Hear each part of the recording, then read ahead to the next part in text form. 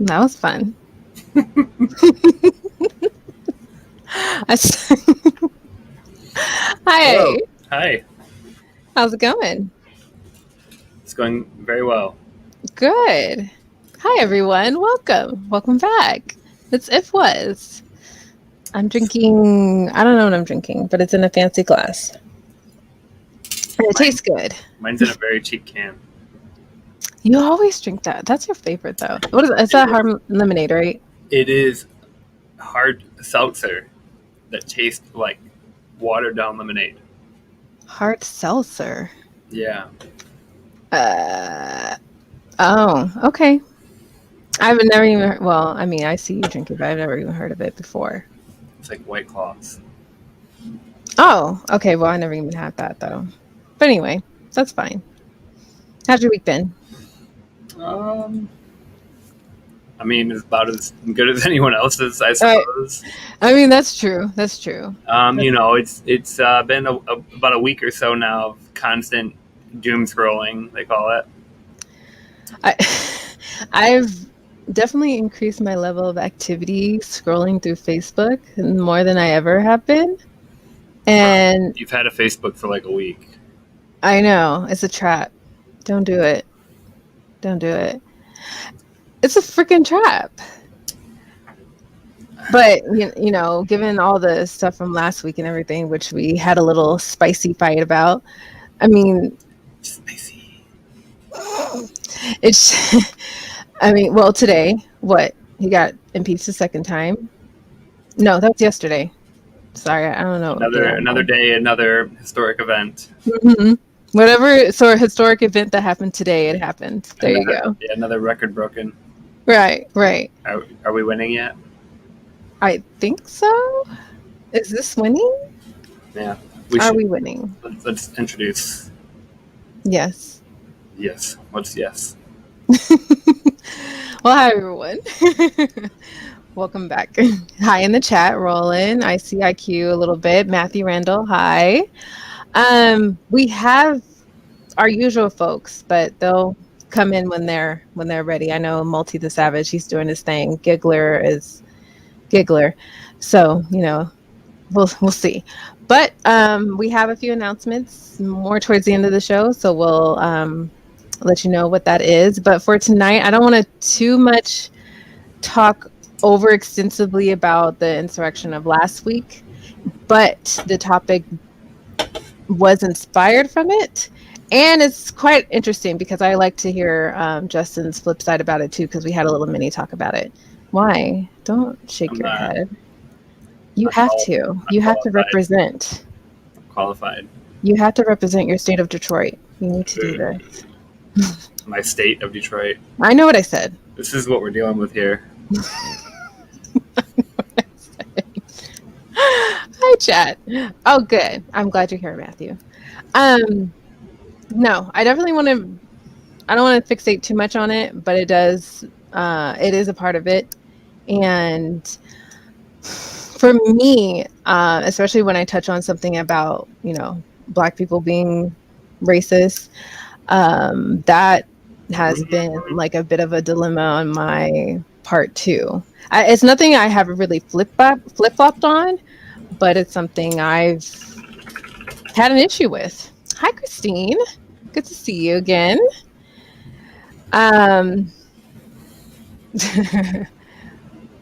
Just what we need. A white man stance on racial relations. That's what I'm saying. We need more of that. I don't think we have enough. We don't have enough. That's why he's here. But so, I mean, it's obviously clear, and I'll just start it with, the event of last week. It's obviously clear that there is a big difference of how the situation in the Capitol building was handled versus how a year ago when Black Lives Matter protested there. How there was obviously a whole lot more law enforcement forces present. They could barely make it to the first step, let alone trying to enter into a Capitol building. Before we get too far into that, so the popular picture that's going around with the DC police on the steps that was at the Lincoln Memorial. They were protecting a statue, right? They were protecting a statue, not humans and Congress and democracy. And so obviously a statue is important, but they were stopping people from vandalizing a statue, and that was the response that Yeah.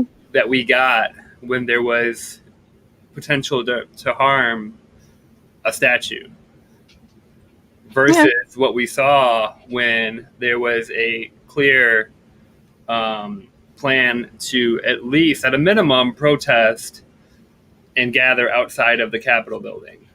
Mm-hmm. So it wasn't even the same building. It didn't even have people. It was a statue. Mm-hmm. And that makes the comparison even worse, in my opinion. No, you're right. It does. And, thank you for correcting me on that, because I had to recall that for myself. You're right. It was, they were protecting a statue versus actual humans. And, never mind the fact that, oh gosh, have you seen this video? I know I'm kind of moving from a tangent, but not really.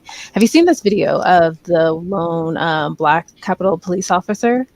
I haven't seen it, but I saw the headlines, and I didn't get too far into it, so I'll let you tell me about it. But I know that there was a couple Black officers in the DC police saying that, we've been telling you for years that there's a lot of racism and bias within our ranks. Mm-hmm. And they've been talking about it and reporting it, but nobody took them seriously. Right. Yes, there is that. And I was going to mention that too, but thank you for bringing that point up.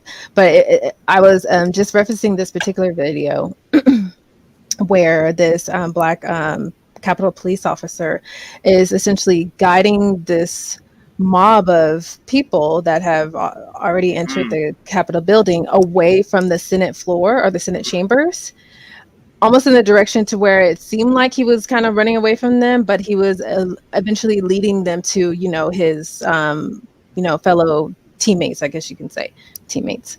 Yeah. Yeah. He was leading, basically baiting the angry mob away from the Congress people. Right. Yeah. No, when I saw that, I was like, yeah, that man's a hero.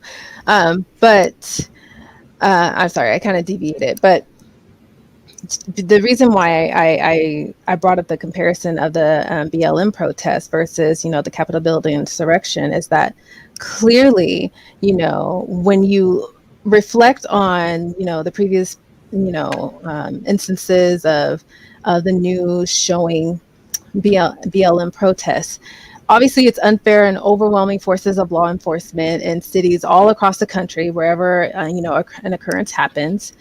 Overuses of chemical, pepper spray, and actually hitting people physically, physically injuring them with rubber bullets.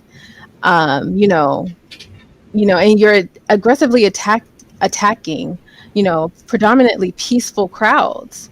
And, it's so funny. Someone off of Facebook linked me like several articles just referencing,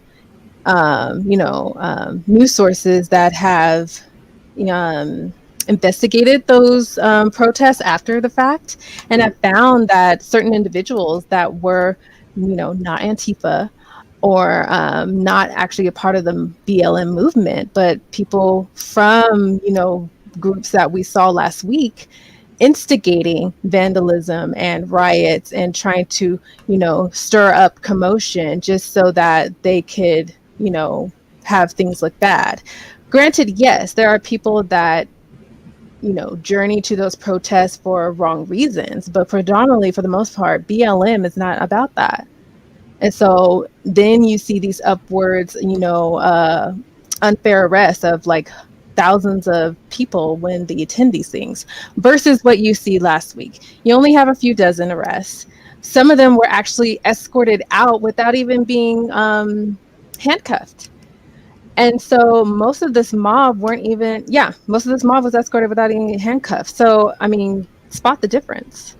The main difference, not the main difference, but one of the big differences, I would say, into why this was off to such a rocky start is that the DC police were overwhelmed, right? So they couldn't start physically pushing back and risk violence against the crowd because they were so severely outnumbered in the beginning. And the Maryland National Guard was on standby, and the state and the governor was ready, like that day, that morning, with the National Guard and standby, ready to send them in, and they were denied the whole day. And then after it happened, and then hours later, they finally got approval from, the Pentagon to bring them in and start controlling the situation. But that was hours after this had already taken place, and it was already, if any damage was going to be done, it was already done. Right. You know what I mean? So there's a lot of ways to go as far as, like, you can come up with a lot of different ideas of what people were expecting this to turn out or what they were hoping for versus what happened. You know what I mean? Like, it's easy to say that Trump was holding back the National Guard to see if his mob was successful, and then finally allowed them to go in there after they realized that it was a hot mess and not going to accomplish what they hoped for. You know what I mean? Now, I'm not saying that we have good evidence that that was the case or anything, but it's either gross incompetency or there's malfeasance here, right? None of this went according to any plan. This is like you were saying, if that was BLM and Antifa on the ground, they would have been, the National Guard would have been waiting at the doorstep for them. You know what I mean? But since it was Trump and his supporters marching down Pennsylvania Avenue towards the Capitol building, it was all sunshine and rainbows. You know what I mean? Like, this is what they wanted. This is what they expected. So it's like it's too easy to come up with ways where this was, intentional, and they were hoping that it went a lot further and got a lot worse than it did, then come up with ideas of, oh, this is just something that happened spontaneously and we were underprepared for it. Now, when you say too easy, are you saying that you feel that this was just something that just happened to occur just because the crowd got rowdy, and, that very same day, within like the same hour almost, we confirmed 2 Democratic senators in Georgia? Are you saying because it just instantaneously happened and it was nothing pre-planned, at least from some people that were there? No, what I'm saying is, it's if you had to come up with a list of scenarios based on the actions that occurred throughout the day, if you had to come up with a list of what happened behind the scenes in terms of the people who control the National Guard and the president and the DC police and the Congress people that may or may not have helped make the situation worse, it's much easier to come up with a scenario into which this was all intentional and they wanted it to be worse than what it was, than it is to come up with a scenario in which this was spontaneous and just gross incompetence in terms of our security and preparation. Right? It just seems like all the evidence is pointing towards there's a lot of people that wanted it to turn out the way that it did, or worse than the way that it did. Okay, I understand that. Let me see. I know there was a few comments here. I know Matthew had this one. I've noted that white conservatives don't understand why Black people were protesting. Yeah. Well, and no, go ahead. They don't understand, and they don't want to understand, and they compare them. There's a lot of people that equate what happened, that equate Proud Boys and Antifa, that equate, it's just everything is the same. Pelosi and McConnell are the same. Biden and Trump are the same. Antifa and BLM are the same. they don't want to recognize that, for all their flaws, BLM and Antifa are fighting systemic injustices, and these Trump supporters are fighting to maintain their privilege. Mm-hmm. They're not the same. It's like two sides of a weighted coin, where the Trump supporters have all the weight and they want to maintain that. Right. Right. So and they don't want to acknowledge it because people don't want to acknowledge that they are coming from a place of privilege, because it makes them face the reality that maybe they have things that they don't deserve, or maybe it's Mm-hmm. their fault that they don't have the other things that they feel they're entitled to. Mm-hmm. It's harder to say that you were robbed or stripped of an opportunity when you are coming from a place of privilege, so you don't have anyone to blame it on. So there's a lot of reasons why they push back against this, but like Matthew's saying, people don't want to recognize it, that these are different things, and it's too easy to say they're the same and ignore them, or just paint them with the same brush and not acknowledge the problems that are being pointed out. No, I agree, and that's perfect that you bring up, because it kind of brings me into talking about privilege and everything like that, because for one particular statement that before I get into talking about that, or for saying what I want to say, one particular statement that bothers me and I keep hearing, especially with trying to fervor action against these people that wanted to cause damage or harm and everything like that, what from both sides are saying is, this isn't America.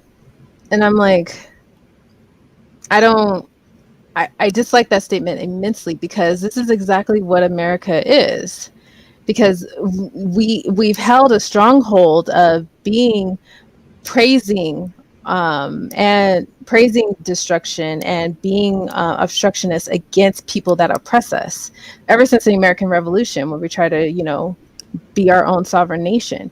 And so when you say that this is in America, this is the very heart of how we grew as a nation, because we fought so fervently for our rights or whatever. But in saying that, that's only catered to white people. That's not catered to minorities. That's not catered to me. It's not catered to any other racial group or any other marginalized group. I don't know exactly what you hear when that's being said, but No. So one of the first big statements that I saw after this was Biden saying that, like you said, this is not America. We're basically saying we're better than this. Mm-hmm. And like you said, no, we're not. We're not better than this. We are worse than this, because, like you were saying, in the beginning, only land-owning white men had any rights and privileges. And then, it kind of trickled down over time to include,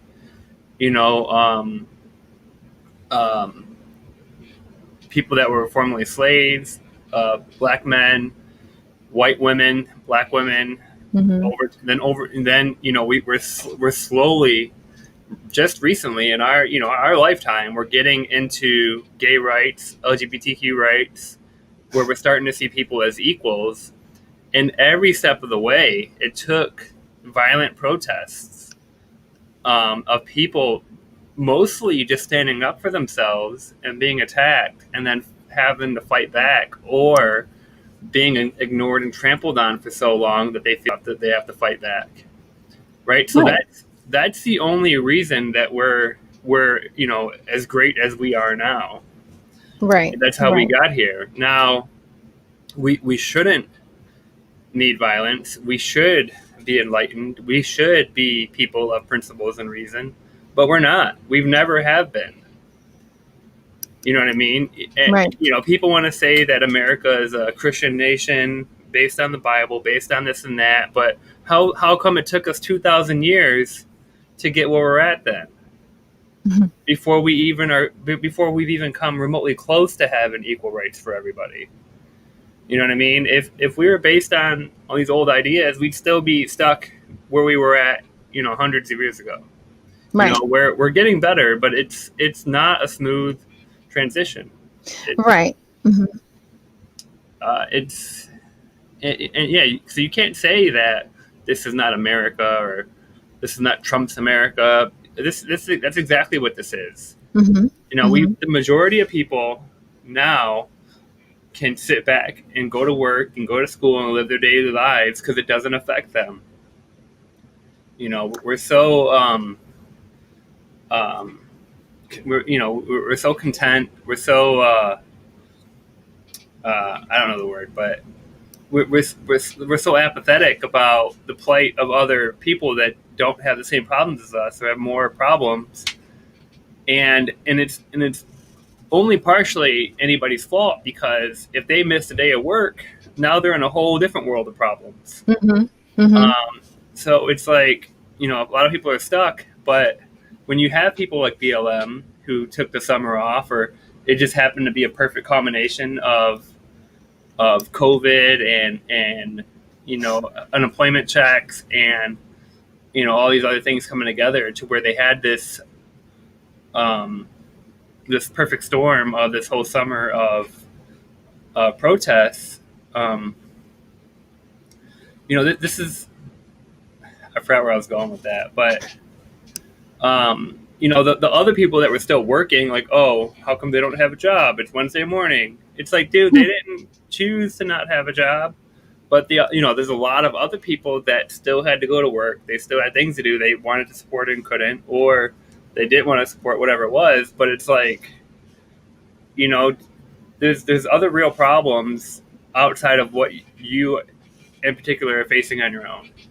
Yeah, exactly. And to bridge on what you said about being content, and this kind of reminded me of why I got a little heated with the giggler last week, is that, he kept saying that, oh, we shouldn't, and and to a degree, you did agree with him in a sense in which we, once the new administration comes in, we shouldn't try and fight against this. We should just, there's more important things to do, and we should start building on that now as quickly as possible. And I totally agree. Yes, we should. Like, I want to move past all this bullshit too. I don't want to harp on all of this mess.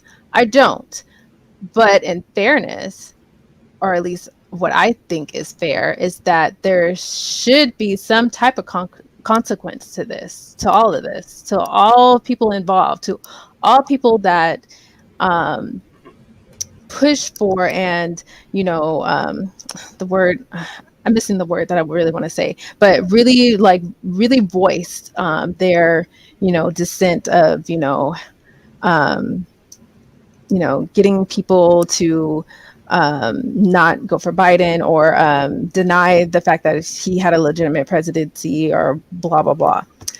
And so, my thing is, if we keep with that same attitude of, oh, we can't touch this powerful celebrity person, and we can't put on them the same laws that everybody else has to abide by, then we're always going to have that mentality. We're always going to say the same thing every time.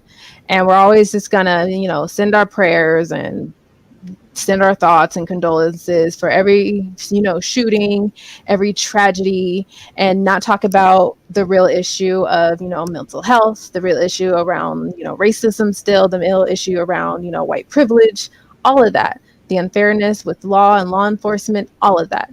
If we continue to have that same language, how do we improve? How do we get better? Yes, it may take a long time. Yes, it has been a slow process, but we've seen movements in our history where we have gradually made changes.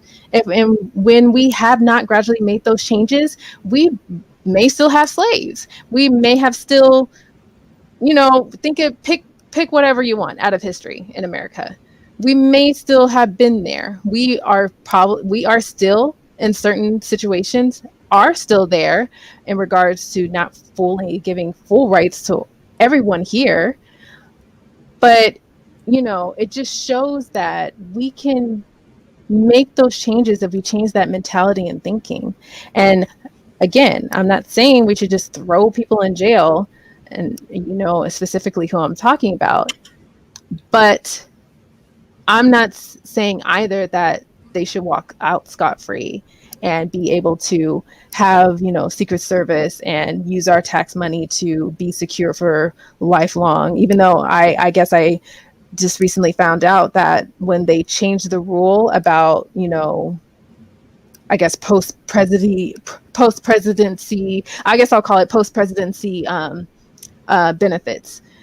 I don't know what the actual term is, but I found out that they recently changed the rule from, you know, a president that's out of office receiving security detail for up to 10 years, but in 2013 it's changed for lifetime now.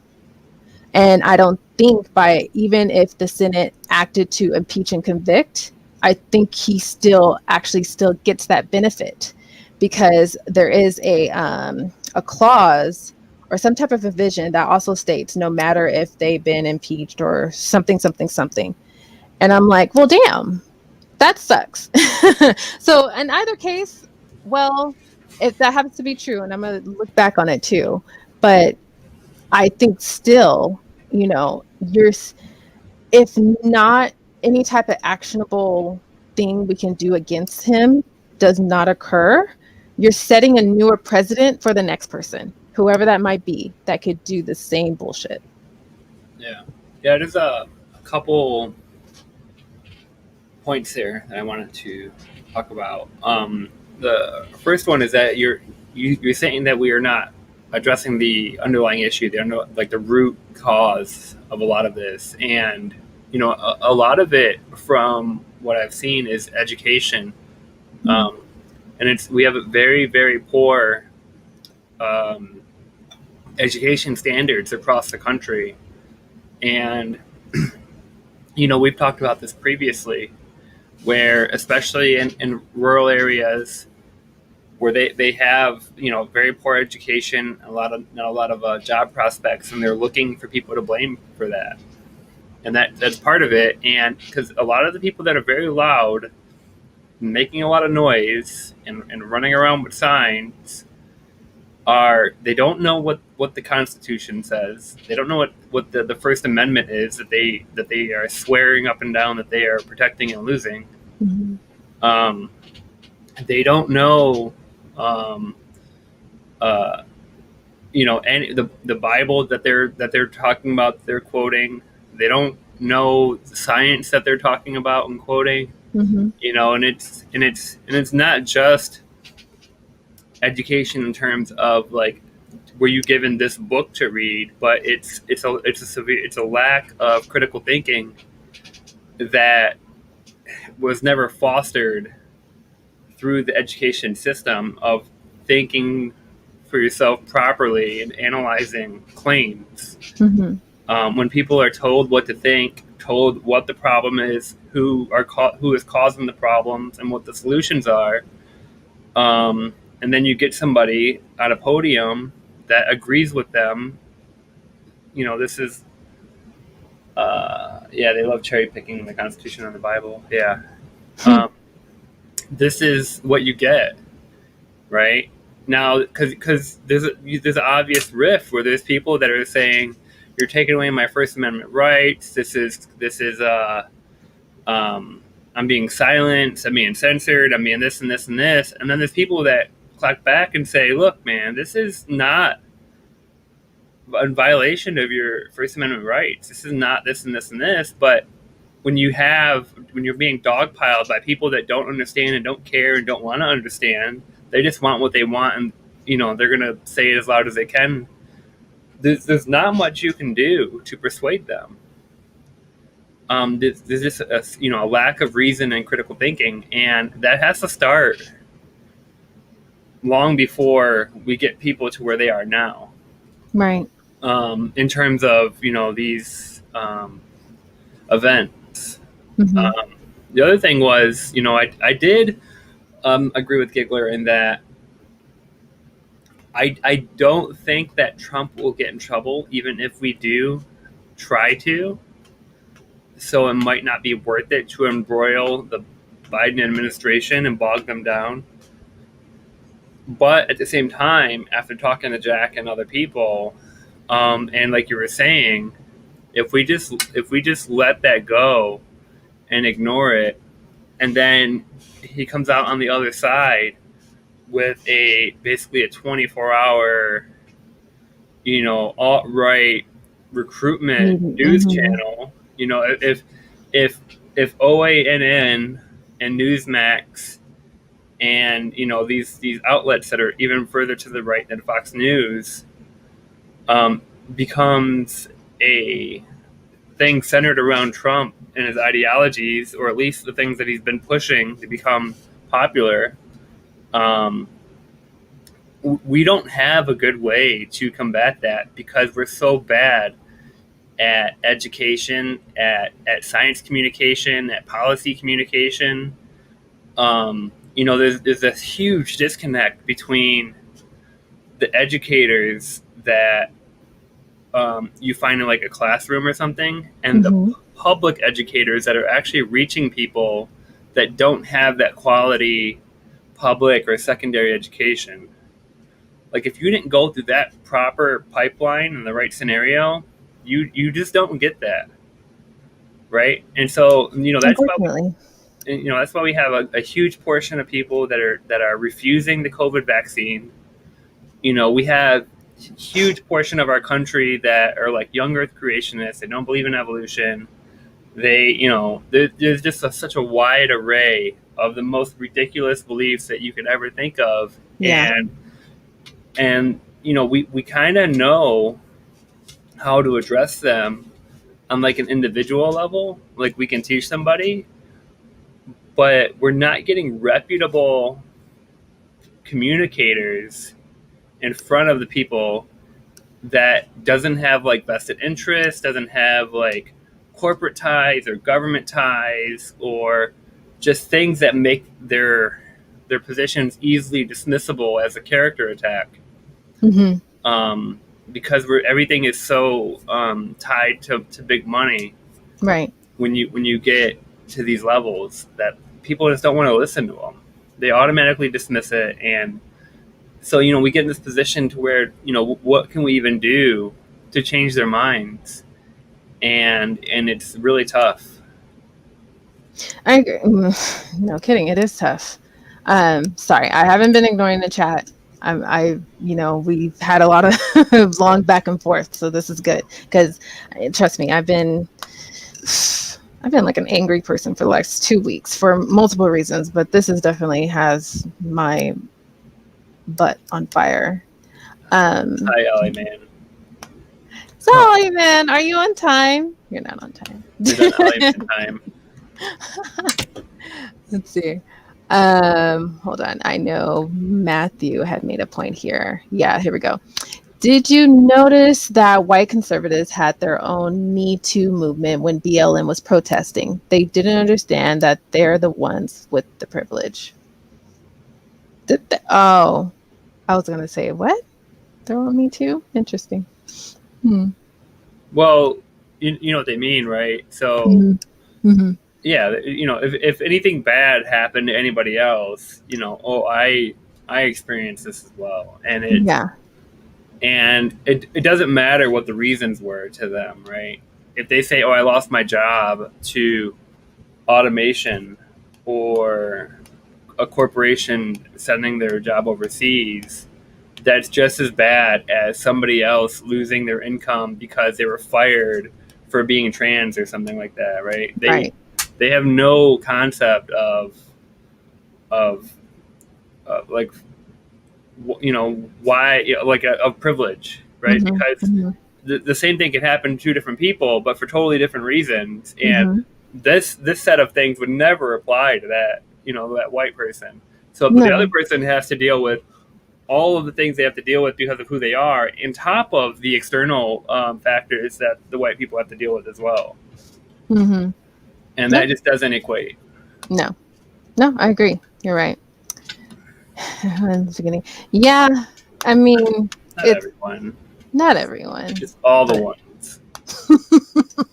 it's too easy, and I think you like it. And where the hell are you? Yeah, Um, says a guy who debates Darth Dawkins for fun. right. Exactly. Thank you. A glutton for pain. Jeez. They love cherry picking. Yes, we did address that. The Constitution and the Bible. Yeah, often. You're right. Ignorance aside, ignorance is the things that people ignore, much like the things they refuse to understand. Mm. Yeah, there's ignorance, and then there's like willful ignorance. So ignorance is perfectly fine. You don't know what you don't know, and as long as you're open and willing and you want to learn, that's perfect. That's perfectly fine. But these you come across people that have this groupthink and mob mentalities that Mhm. if you don't hold the position that's already held within their group, they don't want to know. They don't want to learn. Right, right. Let's see. We said hi, element. And then another final point here. You can't change the minds of people who can't reason with. You can't reason with. Mm-hmm. Yeah, that the thing I put on Facebook that I told you. It's a quote from Sam Harris. Yeah. Let me find it. It's the quote is if someone doesn't value evidence, what evidence are you going to provide to prove that they should value it? If someone doesn't value logic, what logical argument could you provide to show the importance of logic? And the same goes for reason. If they don't value reason, if they have no interest in being reasonable, what what evidence or proof or arguments can you provide to convince them that being reasonable is a good thing or a thing that they should do? Mm. These are foundational ways of thinking that if you don't care if what you're saying is true or not, as long as what you're saying benefits you or creates the outcome that you want, you don't care if it's actually true or not, then how do you make them care about other people or make them care about the truth? Right. It seems silly when people say I want to believe as many true things and as few false things as possible, because it seems like obvious everybody should want that, right? but you come across people that don't care at all, Right. and they will And, tell you. mhm. No, yeah, you're right. And they will tell you. And, you know, it, I can't wait for it becomes a time when we can stop flirting and coddling with, this consistent denial of, authority, denial of science and evidence and facts and, you know, I mean, critical thinking. I think you said the main thing, critical thinking, because we can demonstrate we can if we can build on that and do better and be better critical thinkers in this nation, then we can potentially be what we so often claim that we are not.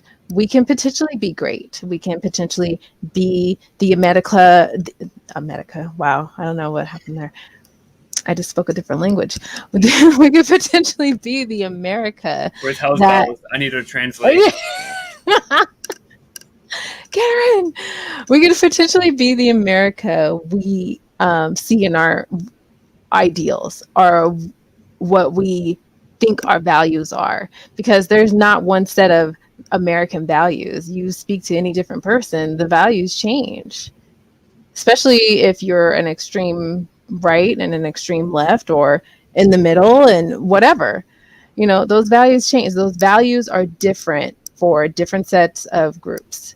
But at the same time, even though they're different, I think that's what makes us different and special. I'll go ahead and say that, only because it takes different perspectives and values to be more progressive, to be more advanced, to be more open and better critical thinkers, and improve our society for not just one set of people but for everyone. Yeah. Yeah. Yeah. Matthew says public schools teach kids what to think instead of critical thinking skills, and I think a lot of that has to do with one, the teachers and how they're treated and how they're compensated and the situations that they find themselves in. You know, when I was in, you know, elementary school, I think elementary school is kind of like teach them how to like not hurt each other and to have fun, and they're more babysitting and learning some really really basic rudimentary stuff. Yeah. Yeah. But once you get into like middle school and high school, um, we we do a really poor job at teaching people how to think critically, and a lot of it is I think it's because of our really our classroom size ratios. We have one teacher and 25 students. That teacher can't, Or more. yeah, or more. The teacher can't like give a person an assignment or come up with an assignment that's so individualized and that's so open ended, where that person can kind of come up with their own thoughts and ideas and do some research and get some feedback and some individualized feedback of saying, hey, why did you come up with this solution, or why do you think this is the answer? But no, they want very cookie cutter, right or wrong, ABCD keywords. Let's put it in a scanning software and make sure that you hit all the right elements. Now that is stuff that you tend to learn in college and universities.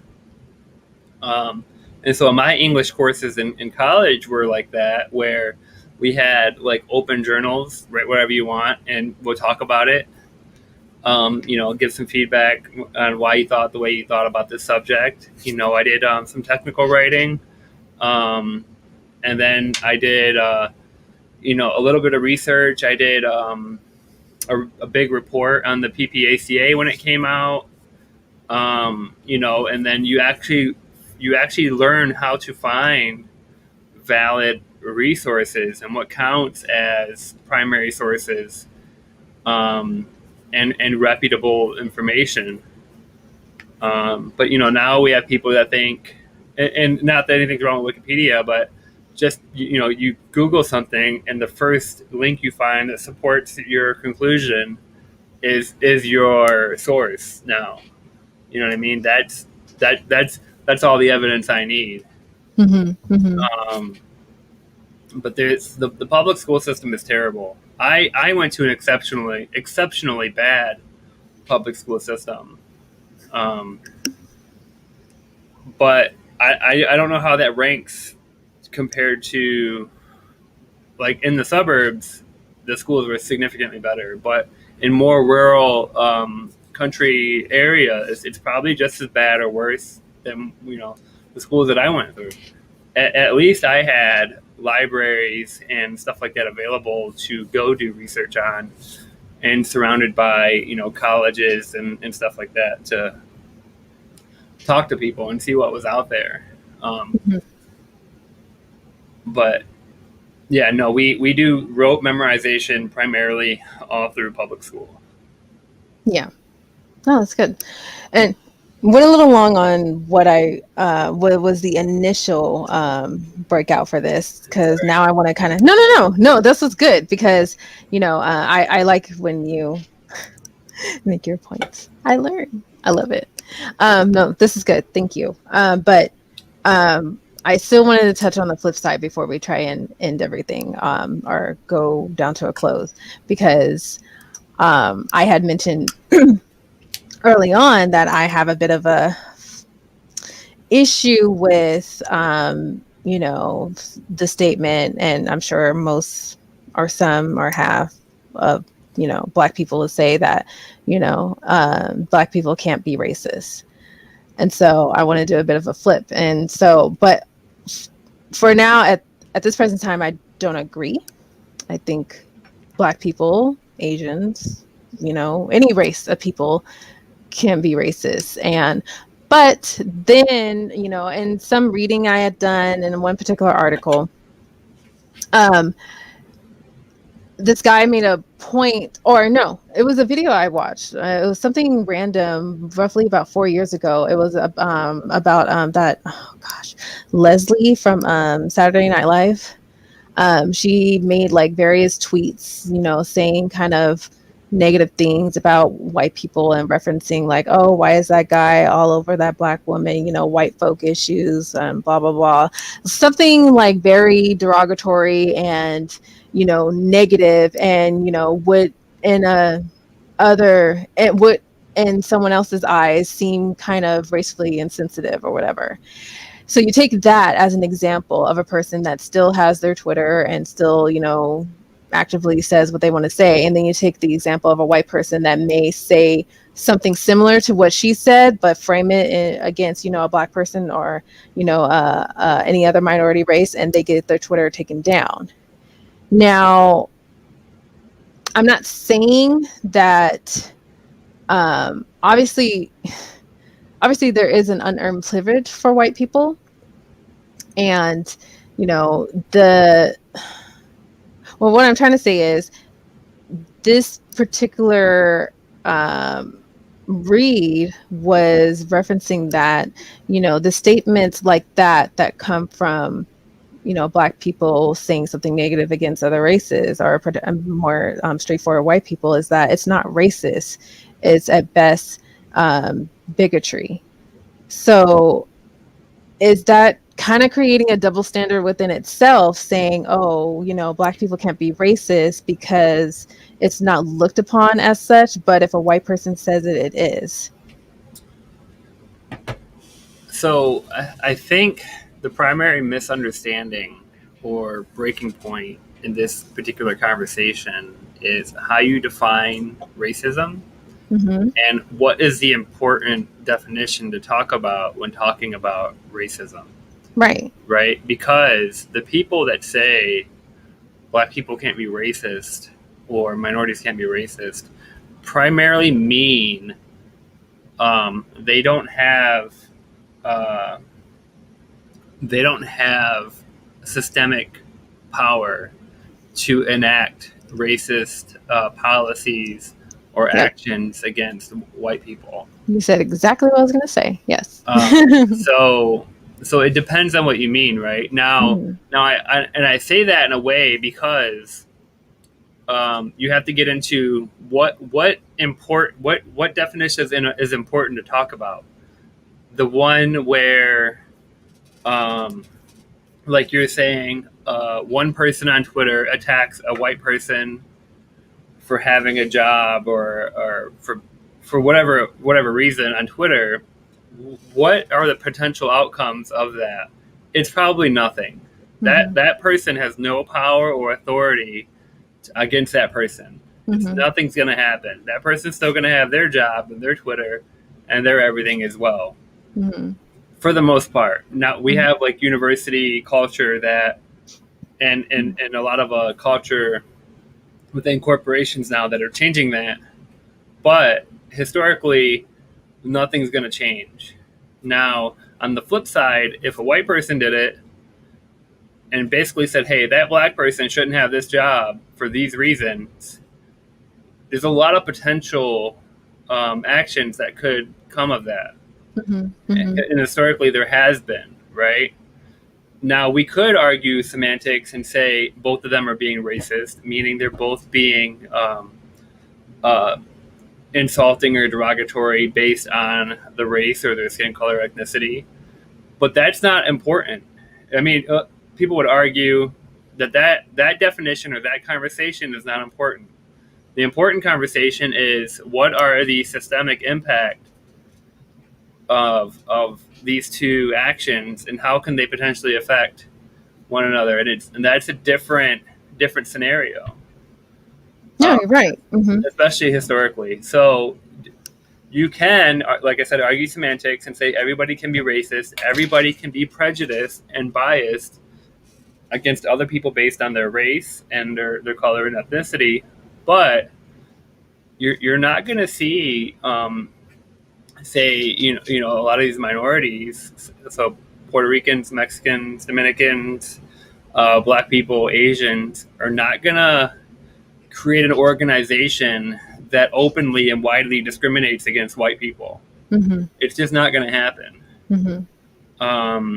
So, but white people do that kind of stuff all the time, and have historically done that since the inception of this country, and prior to that, Hmm. right? So we can kind of divert from the important conversation and go down this semantic, prescriptionist rabbit hole, or we can try to not intentionally derail and talk about what's important. Yeah.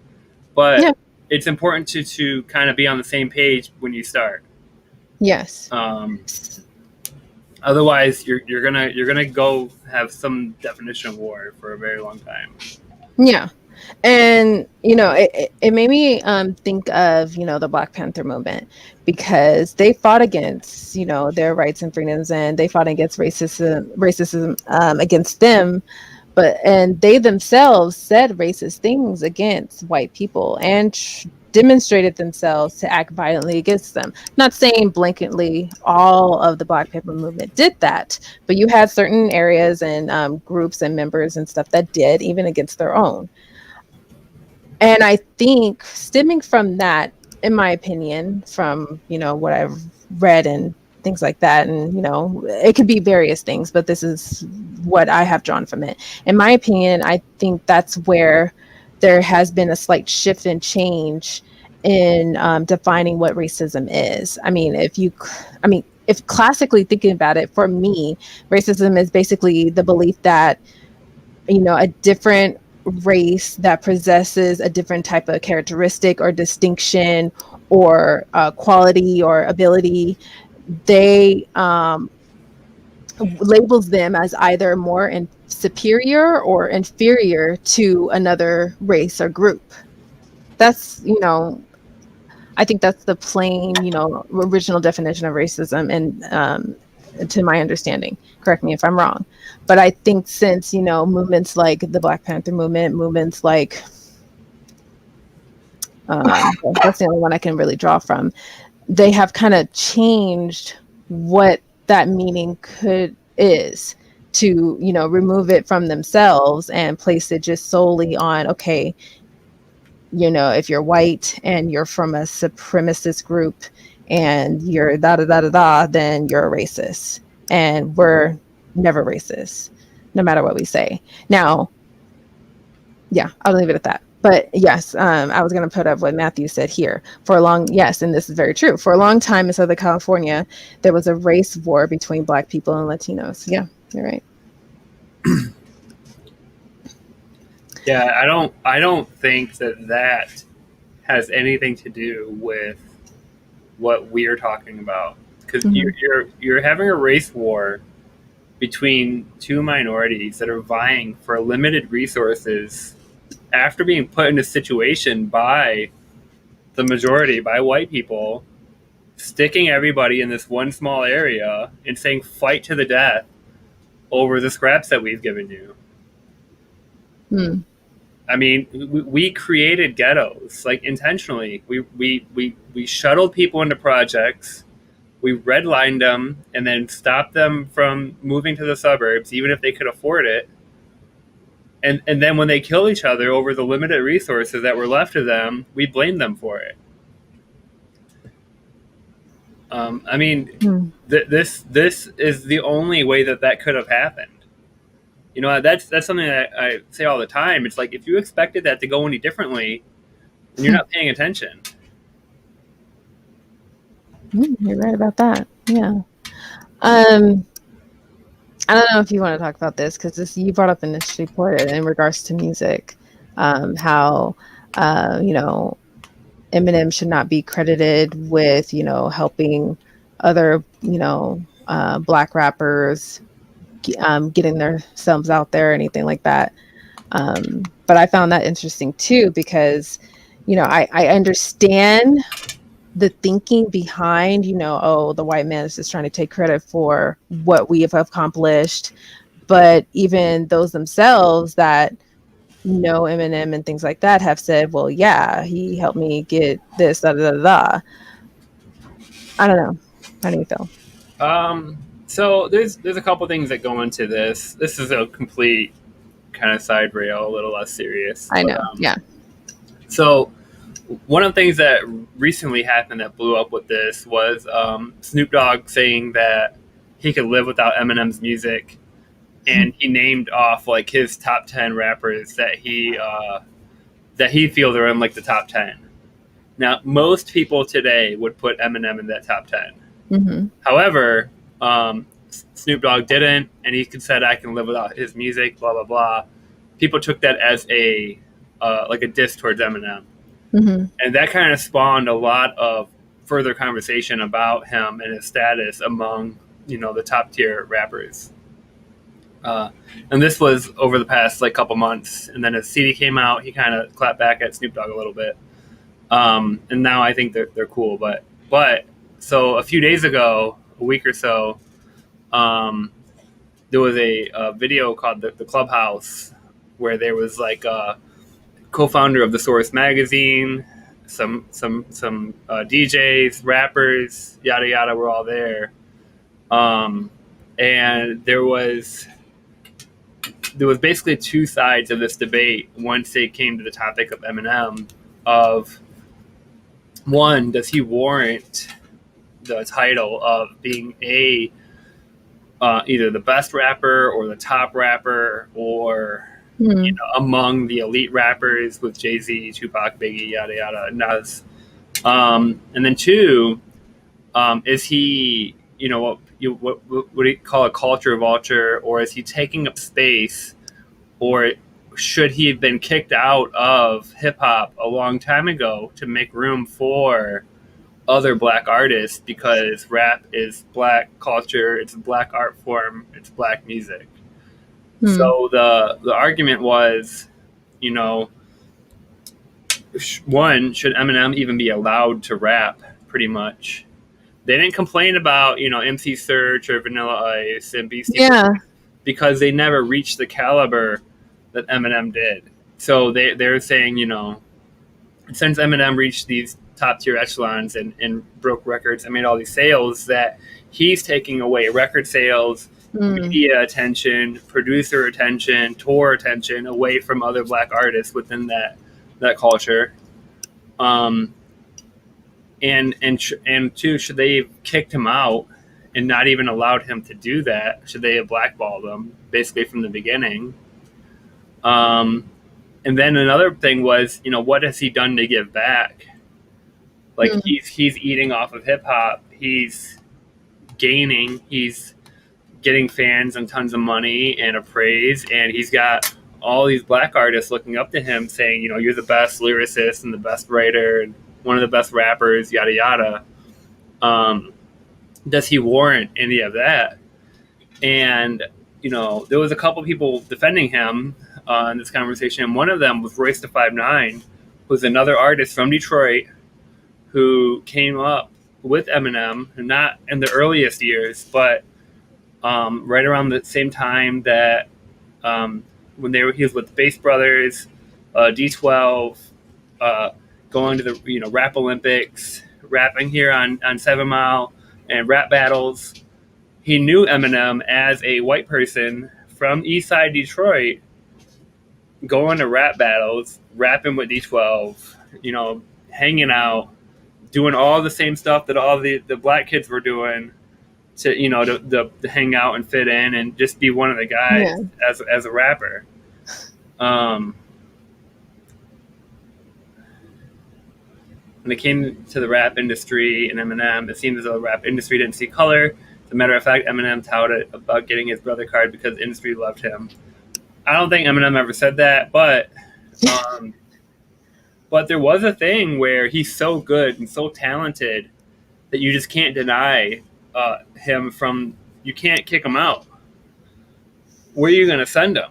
You know what I mean? Like he would create his own lane in his own genre. You know what I mean? Like you can't. When somebody is so good and recognized by so many people as being one of the best, they're going to look up to him and they're going to go follow him. They're going to emulate and copy his style and try to be like that. It's like an unstoppable force within the hip hop community, but there's still definitely people that are still salty and will say up front to you in your face that he is not the best rapper or a good rapper and will never ever be because he's white. And that I will always, always put black artists in front of him and say that he doesn't deserve the accolades that he's getting or the monies that he's earned because he's taking that away from black people and other black artists. And what you're saying about other people defending him and stuff, but on the flip side of that is we have D12. Without Eminem, you never heard of D12. Without Eminem, Dr. Dre's career ended 20 years ago. Without Eminem, there's no Royce da 5'9". Without Eminem, there's no Hopsin. Without Eminem, there's no Griselda. There's tons of something Conway the Machine. Without Eminem, there's no 50 Cent, which was the biggest artist of the 2000s, the early 2000s. I mean, he was still kind of, well, I mean. Yeah, he said it recently. He said, Eminem put me on, yada, yada, yada. He said he still has records that play 10,000 times a week or whatever across the country. You know, without Eminem, there's no 50 Cent. Because nobody wanted to sign him. Nobody wanted to take the risk because he was involved in a lot of drug and gang beef and was in a lot of violence and getting shot, and nobody took the risk. But since Dre took the risk on M took the risk on 50, and now there's 50 Cent, G-Unit, Game, all those people. So dozens of people that he put on, he signed to his label, he gave opportunities, he took risks on. But there's just some people that just don't see that as enough or don't even recognize it as a contribution to the culture. So, yeah, this is all like kind of tangential, kind of related, kind of all over the place. But it's something I'm interested in, being from Detroit, being a big fan of hip hop and of Eminem, but also recognizing that I do understand the Matthew's got to go. Okay, Matthew. Well, thank you for joining us. Yeah, we're wrapping it up soon. You're not missing anything. No worries. But somebody that does recognize that, I could see how somebody could see that as taking away opportunities from other artists once they absorb. But they don't recognize that Eminem didn't steal black fans. He brought in more fans to the culture that weren't there before. I agree. I mean, I can kind of attest to that because I don't like or listen to rap music a lot. I mean, I have guilty pleasure songs, but back then that was not anything I was interested in. Right. And I thought Eminem was pretty cool, and he had, easily recognizable tracks, and so that kind of drew me in, and then I started like, oh, well, obviously I knew that black people didn't rap and everything. I got to run to the restroom. I'll be right back. You can keep talking. Okay. Be right back. He will be back. I'm just saying that what I want to say is that I do recognize that, and I understand the idea that this dominant group of people are taking away the identity and the right of black ownership because this is our thing, and white people just always have to have their hands in it and things like that. I do understand and I get that, and that is a solid claim for certain situations, definitely. But I feel that just piggybacking on what Justin said, Eminem has made contributions to the industry. And, it bewilders me for them to kind of say, well, oh, we'll just take that away from him or kick him out. Like, okay. But, just dabbling on that flip side of things, I just don't feel that, I don't know, maybe it's just me and my naivety, as my mother would say, that, I'm always in defense of the other and never to us. And I think my defense is not just to the other. My defense is just for all people, no matter who you are. So if I see that you are contributing and doing well for the community, for any community, not just your own, then that should be praised. That should be valued, no matter what skin color you come from or who you associate yourself with or whatever. I think, and working together and creating opportunities for not just minority groups, not just white people, not just whoever, but everyone equally. Just, I don't know if that makes me naive. I mean, I feel that's fair. That's all. And I wanted for you to talk about that, Justin, because it was fun. And I know that's something of, interest of yours. And it got me thinking. So that's why I kind of wanted to bring it up. So thank you for sharing a lot of that too, because I didn't even know much of what you had mentioned. So that was cool. Is it inspiration to start your rap career? Yes, I am now known as Jay Fizzle. Never mind. All right, we're moving on. I thought that was a good name. Fine. Okay. None but haters. Anyways, we're going to wrap it up. We're out of time. This was a good discussion. Thank you, my handsome, beautiful, white co-host. I know. I made it. I went there. I'm sorry. I don't know. I'm not good at this. You called me white. I did. You want to fight? Okay. Yeah, let's end. So, yes, of course. Allyman says, is dubstep related to rap? We're going to go with no. Oh, okay. I didn't Sorry. know if I Okay. Anyway, we're out. So if you want to continue the conversation with us, we're going to be in the Discord. Here is that link. Potentially for the last couple of weeks, I may have been linking the wrong link. That doesn't work, but that works. Trust me. So tinyurl.com/discordif. I'm sure, Justin, you're trying it out, aren't you? No. Okay, never mind. It does work though. I have faith in you. And you should have faith in me too. You can find Justin at facebook.com/skeptech, where he posts all the memes and all the real shit. And I share it and like it and subscribe. And, I get my news and info from Skeptech. And, as much as I may feel like I'm a part of the medical community, I get more stuff and feedback from him than I ever know for myself. And I always keep saying, well, you're the reader and I'll just be the face. So there you go. The face. The face. You can find me, facebook.com/blackfemaleatheist. I think we're both potentially going to be putting out our own kind of content. I'll leave it at that. I won't say any more.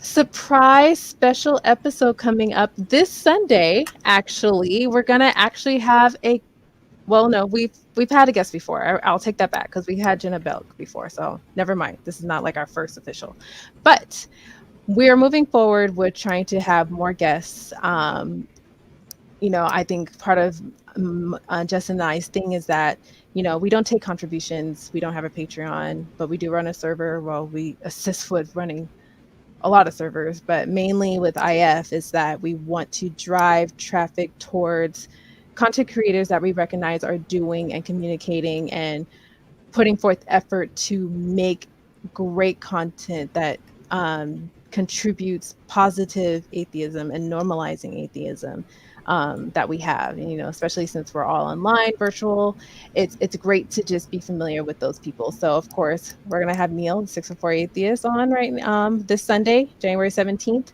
Those are the times. So I'm going to have that link available. And I hope you all join us.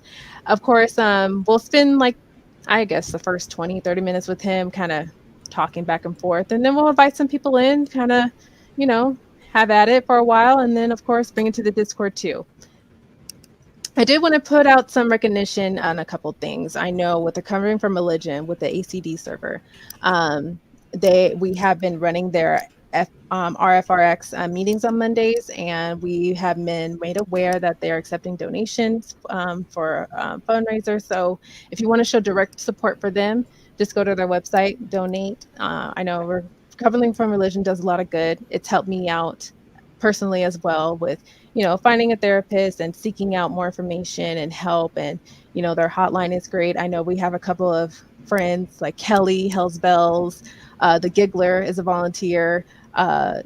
They dedicate their time to, answer those phones and have those people that reach out to them so they can, have guidance. So please do a direct donation. And I did want to give a mention, and I told them that I would, to Rudy B. She is also one of my co-hosts from the nonprofits. They are one of the co-hosts of nonprofits, also known as Exalt Baby. They they shared something personal on Facebook. I won't read it or anything, but they are trying to actively drive a donation towards um, trans queer individuals that have issues with clothing shopping. And I don't want to give it too much of a personal reflection on this because everyone's experience is different, but I know for myself, I've grown up suffering from like kind of body dysphoria. I kind of have a bit of that now with my own personal medical issues, but it becomes so discouraging and disheartening when you're shopping for something and you're just broken because you can't find your identity in the clothes that are presented to you. And I can't even imagine the kind of the kind of torment that makes a person that's trans make them feel. So I told them that I would give them that shout out. If you want to find a group they created, it's on Facebook. You can just kind of search for that group. I'll post a link somewhere in the description later on so you can go directly to it. But they're just pretty much asking for any ideas about like available buildings. I know they're located in Ohio. So if you live in that state, you can reach out to Rudy B, let them know any kind of donation, clothing donation, anything that you can do, any kind of help or volunteer help that you can do for them, reach out to them, please. So that's it. Justin. John, I feel like that I was a couldn't lot. breathe. That was a lot. Okay. This is good. All right. Well, we will be in the Discord after party. I hope to see you all there. Till then, that's it. Bye. You're fun. Did you have a good time? Okay. Well, bye.